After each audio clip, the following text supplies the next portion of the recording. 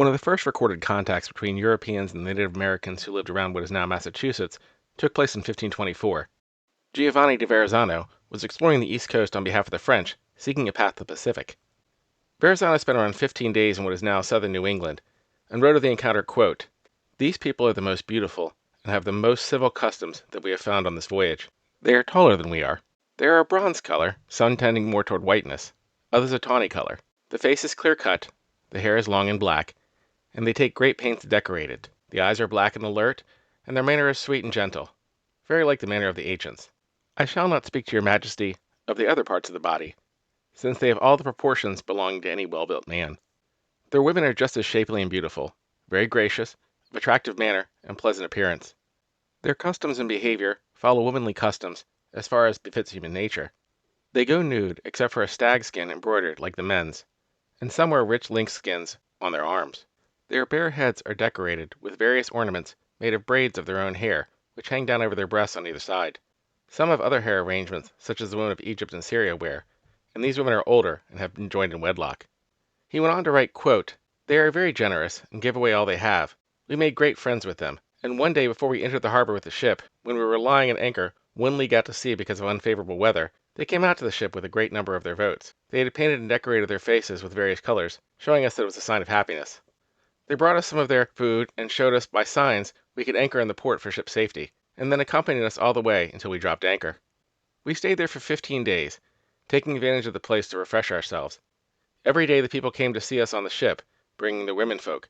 They are very careful with them, for when they come aboard and stay a long time, they make the women wait on the boats, and however many entreaties we made or offers of various gifts, we could not persuade them to let the women come on board the ship."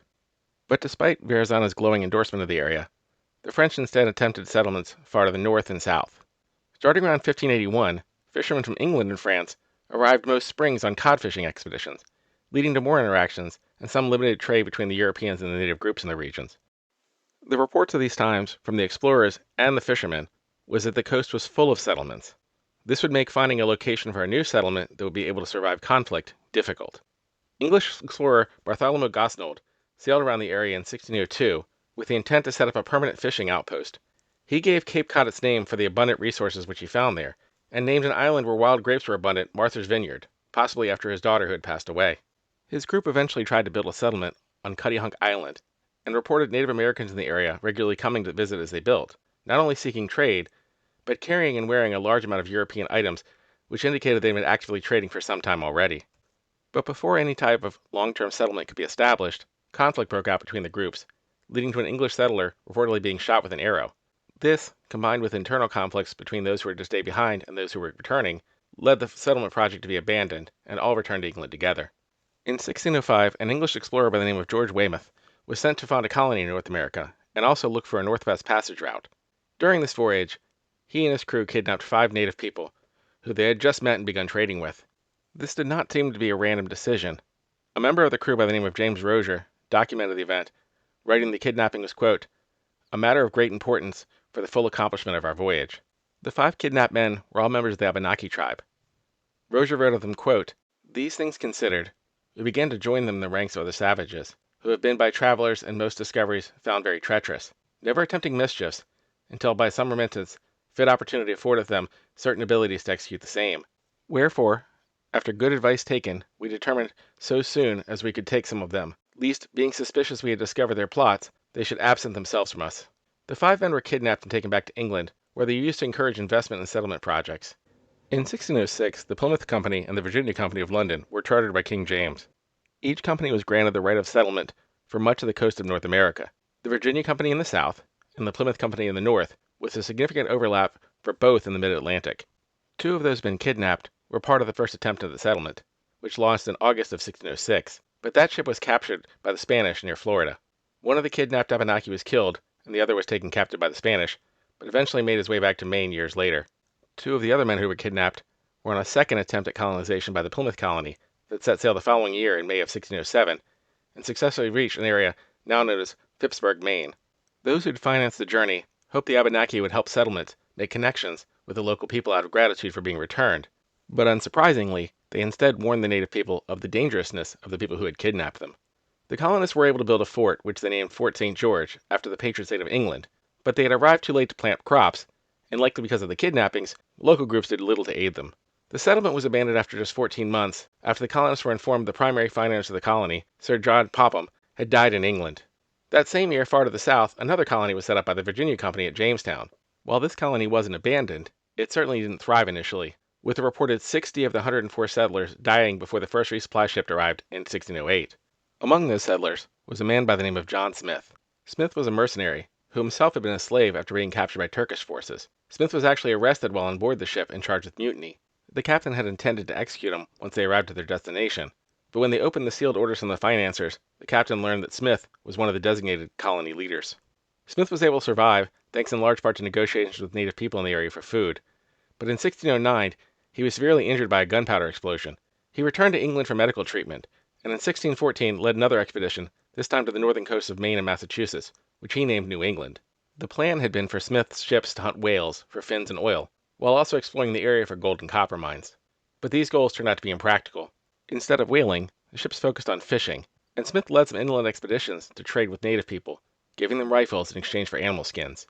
Smith took his ship back to England, while one ship captained by Thomas Hunt stayed behind, ostensibly to continue fishing before taking the cod they had caught all the way to Spain, where they would sell it. But there were other things to be sold in Spain. Slaves.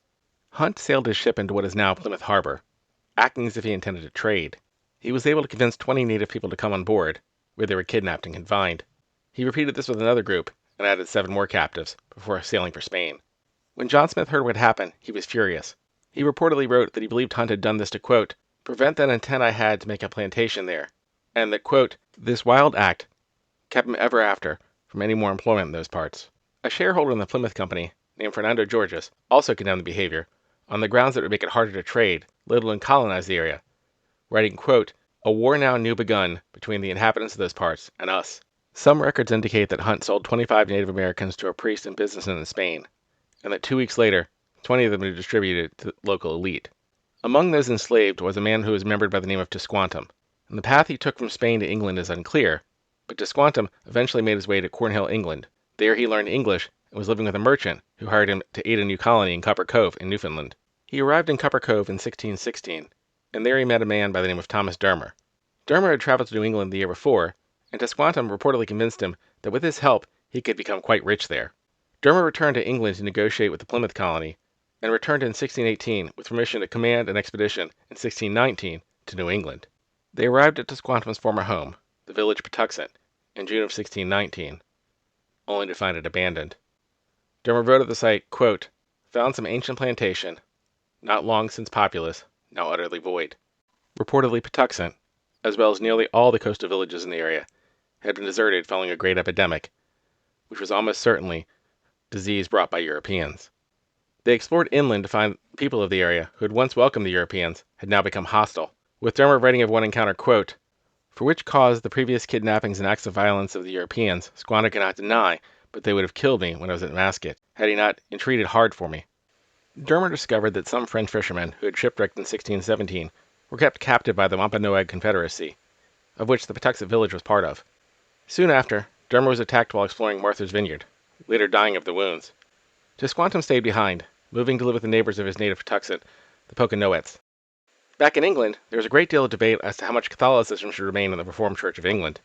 This dissent had been largely repressed under Queen Elizabeth, sometimes with arrests and occasionally with executions. 2 of the more notable figures who were executed were Henry Barrow and John Greenwood. They argued for separation from the Church of England by having each congregation become independent. Followers of this belief were often described as Brownists, after Robert Brown, who led a Separatist congregation for several years, before himself returning to the Church of England. But many others believed that the Church needed to be reformed from within, rather than through separation from the Church. They argued rather than leaving, they should purify the Church by removing many ceremonies and traditions. This group came to be known as the Puritans. When King James took the throne, many Puritans hoped he would be more open to reforms, as James had ruled the largely Presbyterian Scotland. Puritan leaders wrote a list of reforms they would like the king to implement and submitted it to him. The later referred to it as the Millenary Petition, as they claimed it was signed by 1,000 Puritan ministers. They asked for the following ceremonies removed from services: the signing of the cross during baptism, confirmation, the administration of baptism by lay people, use of ring in marriage, bowing in the name of Jesus, the requirement of vestments, and the practice of giving men multiple ecclesiastical positions, receiving pay for each. King James met with Puritan leaders, meeting some demands which included agreeing to the commissioning of what would become the King James Bible, but he held firm on many other rules, famously shouting, "No bishop, no king," to make clear that he believed the hierarchy of the church must be maintained, in the same way his own authority must be respected. But for some, these concessions didn't go far enough. In 1604, King James appointed Richard Bancroft as the Archbishop of Canterbury, who was known for his opposition to Puritanism. This led some to shift away from reforming the church to looking for separatist congregations similar to what the Brownists advocated. In 1605, Richard Clifton was suspended from his position as rector of All Saints' Church in Babworth over disagreements with the Church of England, but he continued to preach locally. Another minister who had lost his pulpit, named John Robinson, coordinated with another separatist church run by John Smith to form what came to be known as the Scrooby congregation. Their local archbishop, Matthew Hutton, was somewhat sympathetic to Puritan ideology. He wrote in 1604, quote, "The Puritans, though they differ in ceremony and accidents, yet they agree with us in substance of religion, and I think all, or the most part of them, love his majesty, and the present state, and I hope will yield to conformity. But the papists are opposite and contrary in many substantial points of religion, and cannot but wish the Pope's authority and Popish religion be established." But when Hutton died in 1606, a far less sympathetic Tobias Matthew took his place, and began implementing a purge of dissenters. Members of the Scrooby congregation began to preach in a manor house owned by William Brewster, postmaster and bailiff to the archbishop. But hosting this congregation was in direct violation of the church, leading Brewster to be fined and forced to resign his post in 1607. A member of the congregation named William Bradford wrote of the treatment of members of the church by saying, quote, "But after these things they could not long continue in any peaceable condition, but were hunted and persecuted on every side, so as their former afflictions were but flea-bitings in comparison to these which now came upon them. For some were taken and clapped up in prisons, others had their houses beset and watched night and day, and hardly escaped their hands, and the most were fain to flee and leave their houses and habitations and the means of their livelihood." The two congregations sought to find a place outside of England where they could worship openly. Smith and members of his group moved to Amsterdam, forming what would become the Baptist Church. Brewster had spent time in the Netherlands as a diplomatic assistant. Considering all of this, Clifton and Robinson began to move the congregation to the Netherlands, specifically setting a church in the city of Leiden, where Brewster was able to secure a job teaching English at the local university. But the other members of the congregation had difficulty finding work, partially due to the language barrier, and partially due to being transplanted into an urban area, unlike the rural community they'd come from. Bradford wrote of Leiden, quote, "A fair and beautiful city, and of sweet situation, but made more famous by university, wherein it is adorned, in which of late so many learned men. But wanting the traffic by sea which Amsterdam enjoys, it was not so beneficial for their outward means of living in a state. But being now here pitched they fell to such trash and employments as the best they could, valuing peace and spiritual comfort above any riches whatsoever. And at length they came to raise a competent and comfortable living, but with hard and continual labor." By 1617, the congregation had established a solid community. But because they were still a minority, they feared their children were becoming more and more Dutch and less English, with some leaving the congregation entirely. Bradford wrote the children were, quote, "drawn away by evil examples into extravagance and dangerous courses." In addition to these concerns, the end of the conflict between the Netherlands and Spain, which had made the Netherlands a relatively safe space for religious freedom, was looking more and more tenuous, meaning the Catholic Spanish could return to power at any time. The congregation was seriously considering three destinations. The Dutch had established a colony in South America, but moving there wouldn't solve the concerns of their children becoming Dutch. The Jamestown colony had largely stabilized by this time, and building a new colony nearby would be a safer plan, but being under a larger British colony could also make them vulnerable to the same concerns that they'd fled England over. The third option was a proposal to settle in the mouth of the Hudson River, around what is now New York City. Investors in London were eager to send a group there to stake a claim, knowing the Dutch had similar ambitions, and so they weren't being particularly choosy as to who they would be willing to finance. Two members of the congregation named Robert Cushman and John Carver went to England to negotiate land rights. They were able to find financial support, but only after agreeing to a number of conditions that were not favorable to the Leiden congregation. Specifically, they were forced to agree to a condition that the Leiden congregation's religion would not be officially recognized. Additionally, and probably more importantly, a provision was added that only half of the land settled would be given to the colonists after 7 years, rather than the full amount. This second provision was only known to the negotiators in England, with the colonists themselves believing they left that all the land would belong to them on completion of a 7-year contract. While all of this was going on, the King of England called for William Brewster to be extradited back to England on charges of causing religious unrest in Scotland by sending pamphlets critical of laws in England. While the Netherlands declined to send him back, it did add additional pressure. The congregation purchased a ship called the Speedwell, which they intended to keep at the colony to use for fishing and general travel, and they leased a second, larger ship called the Mayflower to facilitate the large number of colonists. The plan was, for those who were ready to take the first passage, to sail from the Netherlands on the Speedwell to meet up with the Mayflower in England in early August of 1620. Once there, they would load the ships with supplies, take on additional passengers sent by the financiers, and complete the transatlantic passage. But almost immediately problems arose with the Speedwell as it began taking on water.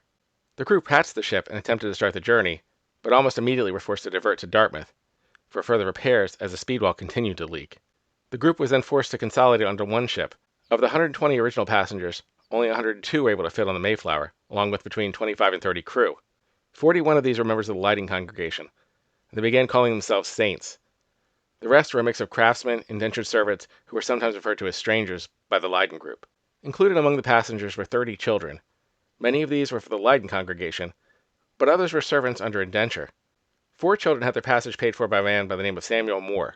These children bore his last name, but by most accounts were not fathered by him. Samuel had married his third cousin, Catherine, reportedly not out of love, but to assure the estate was kept within the family. But Catherine already had a partner close to her own age, a farmer by the name of Jacob Blakeway.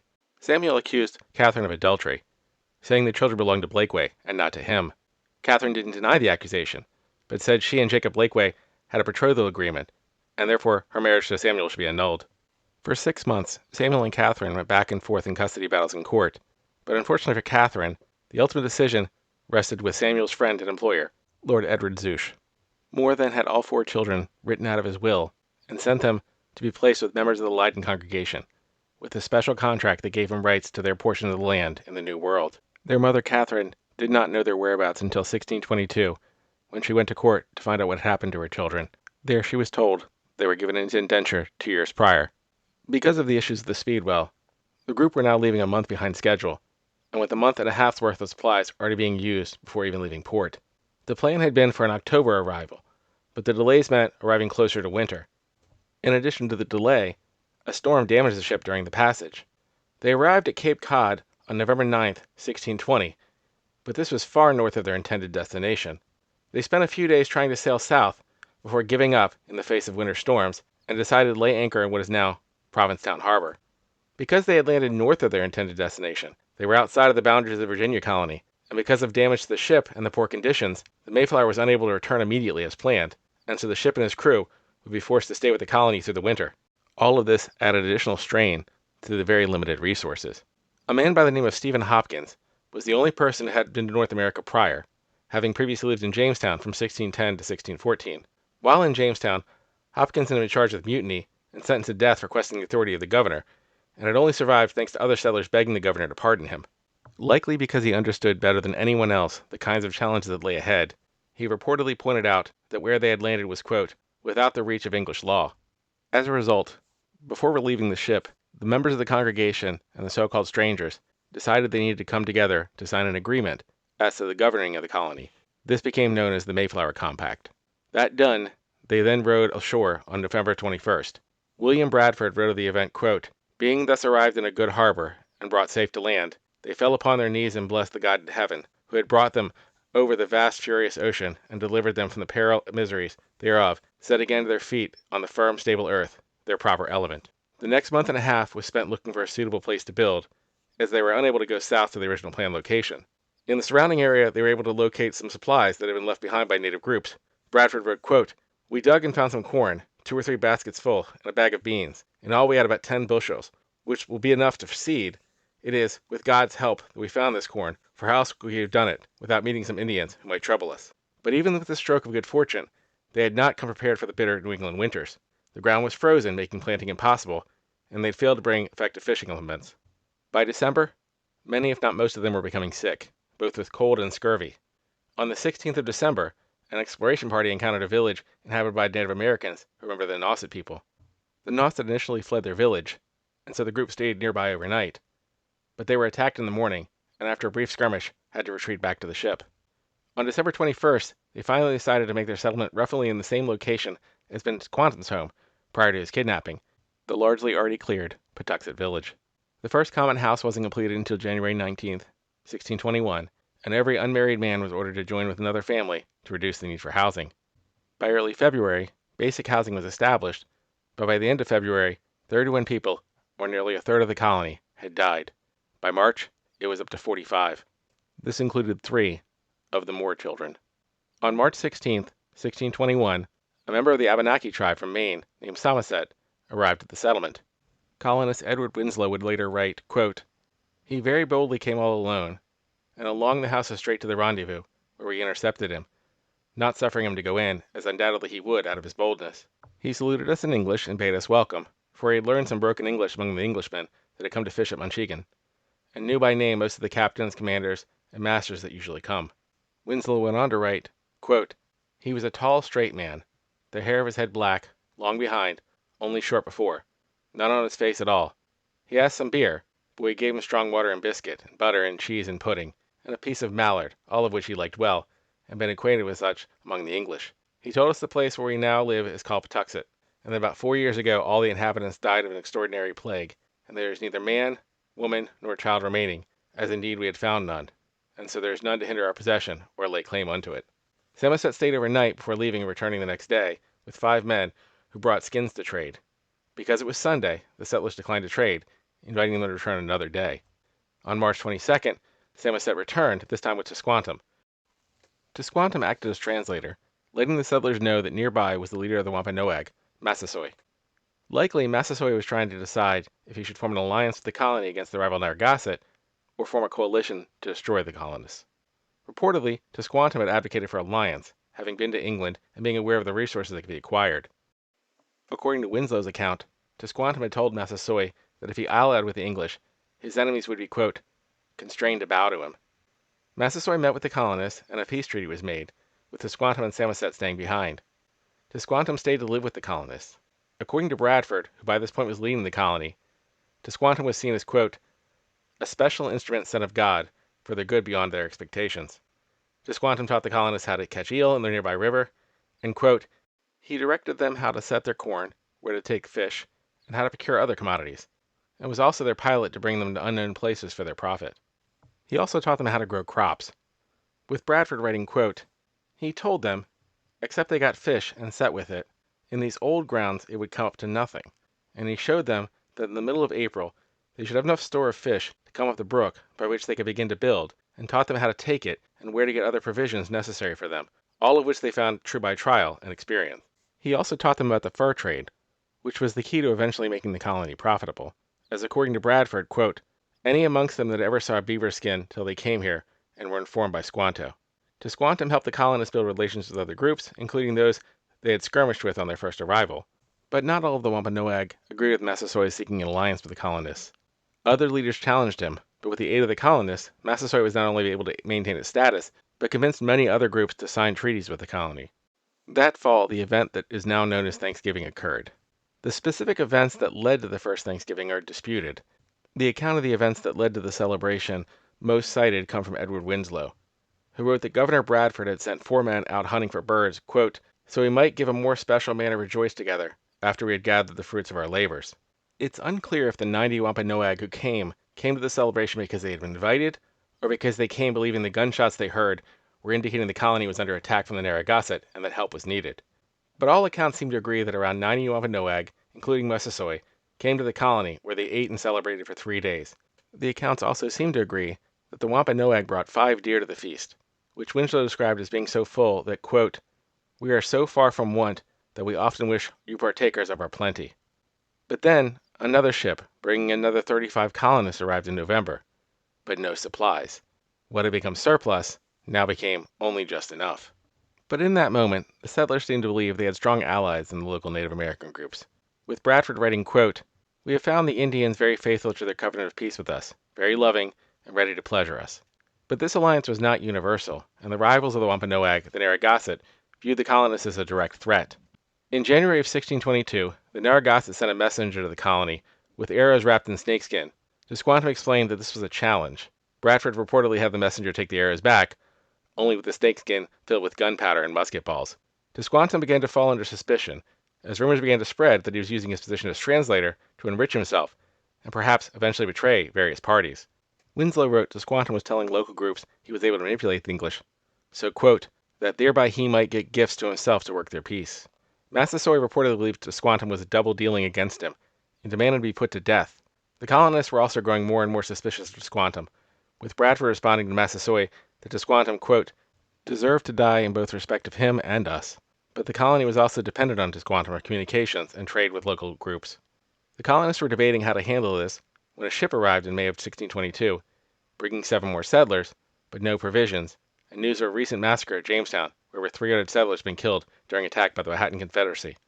By June, more ships arrived with 60 more settlers, but again no additional supplies, and news that ships sent back with fur had been intercepted by the French, meaning there had no profit in the venture, only loss.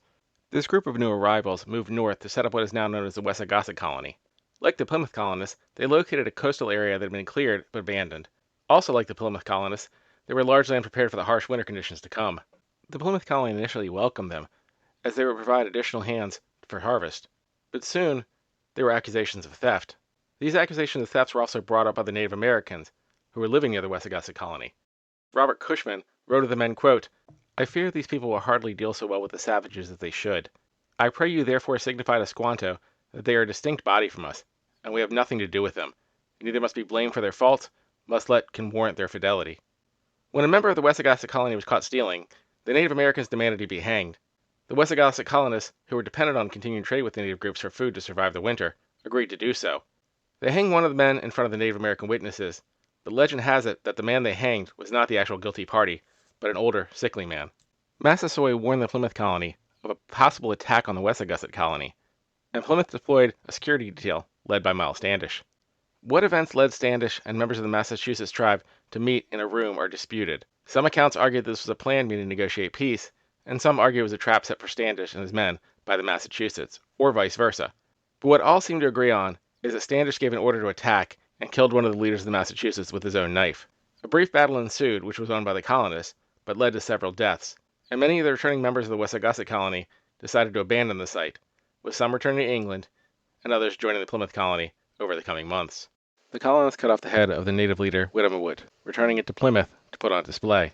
All of this complicated the colonists' relationship with various Native American groups in the area, and this was only made worse when Tisquantum became ill on a trading mission in November, around what is now Cape Cod. Bradford wrote, quote, "In this place, Tisquantum fell sick of Indian fever, bleeding much of the nose, which the Indians take as a symptom of death, and within a few days died there, desiring the governor to pray for him, that he might go to the Englishman's God in heaven, and bequeath sundry of his things to English friends as remembrances of his love, of whom they had a great loss." In the spring of 1623, 2 more ships arrived bringing around 100 new settlers, some of whom were those previously left behind in Leiden. But others who came had no connection. Some of the crew were reportedly disgruntled with the terms of the contract, and while the ship brought some supplies, it brought few tradable goods for which the colonists could acquire things like furs to return to England. This was particularly problematic, as the Dutch had now set up forts and outposts to the south, and were offering better deals than the natives. Around the same time, in March of 1623, Massasoit became very ill.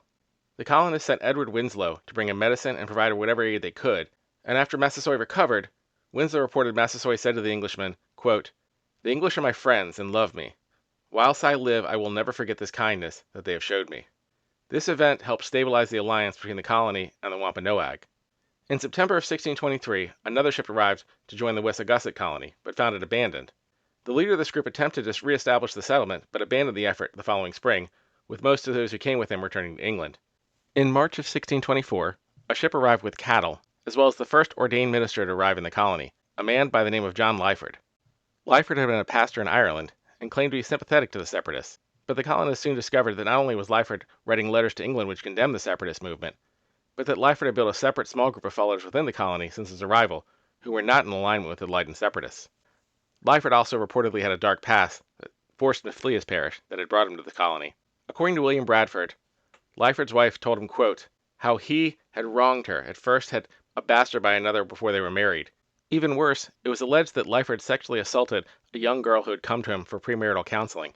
Bradford wrote of this, quote, "Sometime after marriage, the woman was much troubled in mind, and afflicted in conscience, and did nothing but weep and mourn, and long before her husband could get what was the cause, but at length she discovered the thing, and prayed him to forgive her, for Lyford had overcome her, and defiled her body before marriage.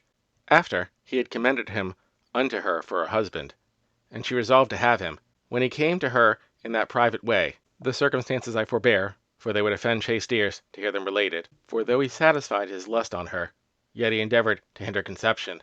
These things being thus discovered, the woman's husband took some godly friends with him to deal with Lyford for the evil. At length he confessed it, with a great deal of seeming sorrow and repentance, but he was forced to leave Ireland upon it, partly for shame, and partly for fear of further punishment, for the godly withdrew themselves from him upon it, and so coming into England, unhappily he was light upon and sent hither. Lyford was accused of creating general dissent in the colony, and was banished from Plymouth, eventually moving to Virginia, but some members of the colony still supported him, which led to additional tensions. In late June or early July of 1624, another ship arrived to set up another colony in what is now Quincy, Massachusetts. This was not a religious colony, but primarily existed to seek profits, and most who were brought were indentured servants. One of those who came, a man by the name of Thomas Morton, would later say of the area, quote, "And the bones and skulls upon several places of their habitations made such a spectacle after my coming into these parts, that as I traveled in the forest near the Massachusetts, it seemed to me a new-found Golgotha." The captain of the ship, who was also the leader of the expedition, took a trip down to Virginia, and wrote back to the leadership that they should send some of the indentured servants down to meet him in Virginia. This was almost certainly for their contracts to be sold. Thomas Morton convinced those left behind to overthrow the leadership and take over the colony, rather than accept the circumstances of their contract. Morton and his supporters were successful, and a few years later, Morton renamed the colony Merrymount. He set up a maypole to celebrate the event. The pilgrims of the Plymouth colony did not approve.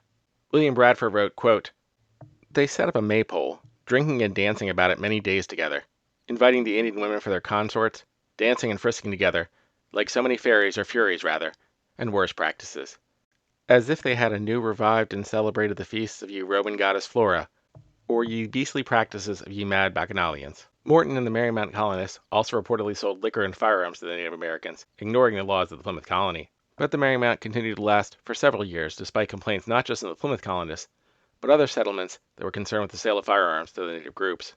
Eventually, in 1628, Miles Standish and a small force went to Merrymount to arrest Morton, and were successful despite the group barricading themselves in. Standish was able to convince them to come out, of which Bradford wrote, quote, "If they had not been so overarmed with drink, more hurt might have been done," and, quote, "one that was so drunk that he ran his own nose upon the point of a sword that one held before him."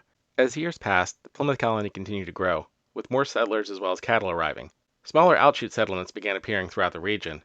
A few months after Morton's arrest, what would become a massive wave of migrations began in September of 1628, when a group of around 100 settlers sent by the Massachusetts Bay Colony arrived at what is now Salem, Massachusetts. This group joined a small group already living there, who previously had to abandon a nearby fishing colony at Cape Ann. The new waves of immigrants were primarily Puritans, who had found themselves in conflict with King Charles. Charles had taken the throne after the death of his father, King James, in 1625. Over the next decade, even more Puritans would continue to come over, as relations became strained as England drifted toward civil war. Puritan settlements in Salem and Boston grew quickly, with over 20,000 Puritans arriving in the decade that followed, often as full congregations. The Dutch settlements to the south were also growing, creating additional tension not just between the English and the Dutch, but also the native groups which traded and allied with each. The European diseases that had cleared coastal villages in the early 1600s began expanding into the interior as more and more Europeans arrived, leading to massive depopulation of Native American groups. Two interior groups, the Pequot and the Mohegan, had diverged even before the arrival of the English and the Dutch settlers, but this division became deeper as the Pequot focused on trading with the Dutch, while the Mohegan focused on trade with the English. Both were engaging in the lucrative fur trade. In 1634, a man by the name of John Stone led a group up the Connecticut River, where he and his crew were killed by a group connected to the Pequot. While Stone was English, he had come to the area from West Indies, and had already been banished from Boston on charges of drunkenness, adultery, and piracy, and most understood the murder in the context that Stone had kidnapped two members of the group who had murdered him. Still, colonial officials officially condemned the murder and demanded the murderers be brought to the colony for trial. The Pequot separately also were in conflict with their trading partners, the Dutch, over the murder of one of their leaders by Dutch traders, and they claimed they believed Stone was Dutch. This was likely a lie, but one that gave them some deniability. A few years later, in 1636, one of the Plymouth colonists who had arrived in 1623 by the name of John Oldham was killed along with his crew while trading with a group allied with the Narragansett. Oldham's reputation was more mixed than Stone. He had reportedly pulled a knife on Miles Standish, as Oldham had been a friend of the pastor John Leiden, and was banished around the same time. But unlike Lyford, Oldham had stayed in the area, and had built a successful trading operation which helped establish what would become the town of Weatherford in Connecticut. Most agreed Oldham had a temper, and didn't doubt that there was some provocation on his part, but the second murder called for more calls from the various congregations for revenge. A group of 90 men, led by John Endicott, attacked two Native American villages. By their own accounts, the English claimed to have killed 14, and to have burned the villages to the ground, removing any stored food for the winter. Leaders from both sides continued to meet, negotiating the turnover of the murderers, but Endicott believed the Pequot were stalling, and so he ordered another village be burned. The Pequot tried to rally their supporters to respond with force, engaging in raids of nearby English settlements and placing the English fort at Skaybrook under functional siege. But the colonists were able to convince the rivals of the Pequot, the Mohegans and the Narragansett, to side with them. They surrounded one of the largest Pequot fortified settlements on the Mystic River in what is now Connecticut. Once surrounded on all sides, in May of 1637, they set it on fire. A Massachusetts Bay officer by the name of Captain John Underhill described the events, saying, quote, Captain Mason, entering into a wigwam, brought out a firebrand, after he had wounded many in the house. Then he set fire to the west side, where he had entered. Myself set fire on the south, and with a train of powder, the fires of both meeting in the center of the fort blazed most terribly, and burned all the space of half an hour.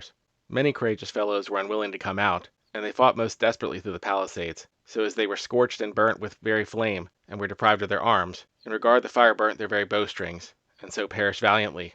Mercy they did deserve their valor. Could we have opportune to bestow it, many were burnt in the fort, both men, women, and children, others forced out, and came in troops to the Indians, 20 and 30 at a time, which our soldiers received and entertained with the point of the sword.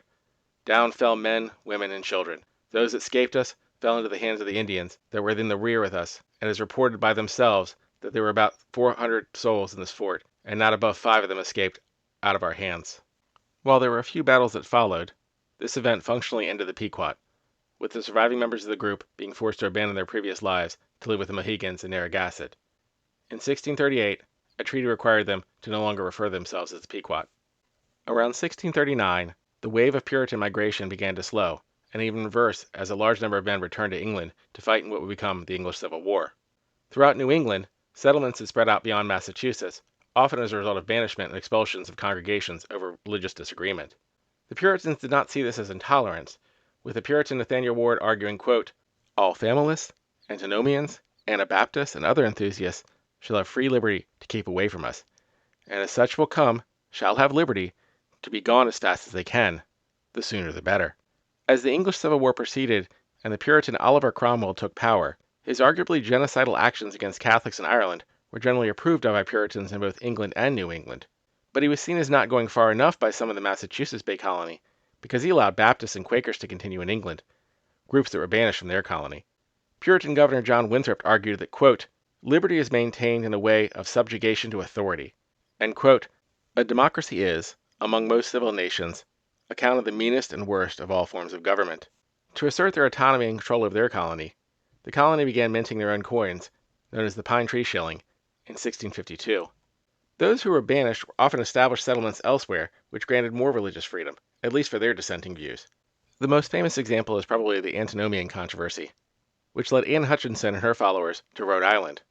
In Rhode Island, Governor Roger Williams pointed to the hypocrisy, writing, quote, they ran from the English bishops, persecution in their own land, and yet persecute others here for the same cause. He would also famously write, quote, forced worship stinks in the nostrils of God.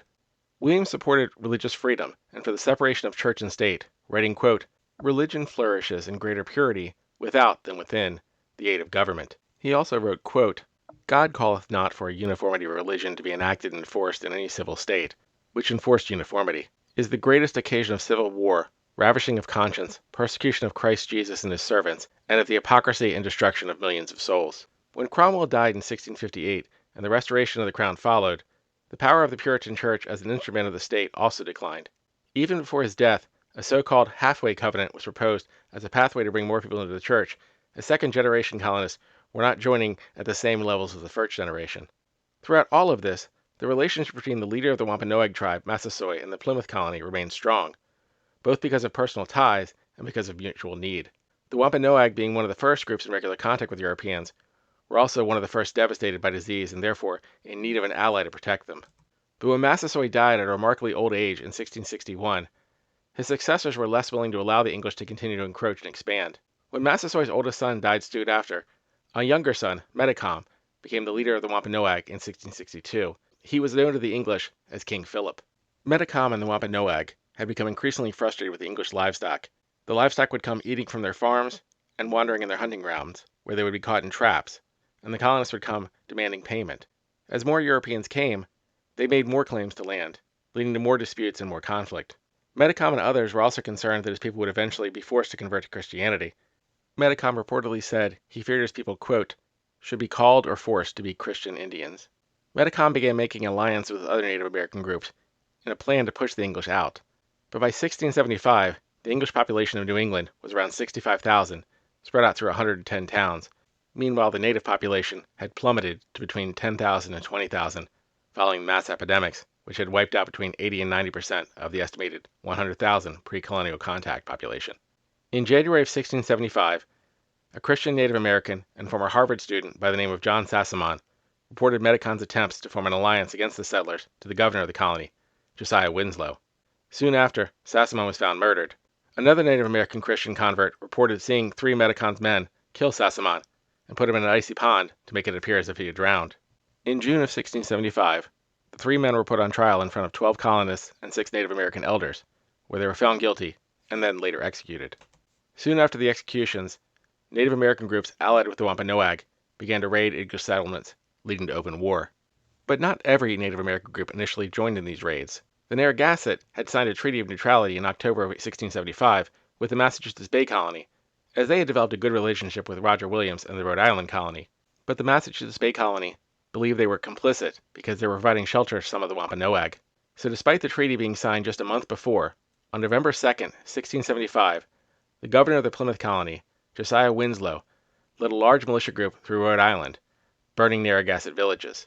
The Narragansett fled into a fort they had built in a nearby swamp, which was frozen in the winter.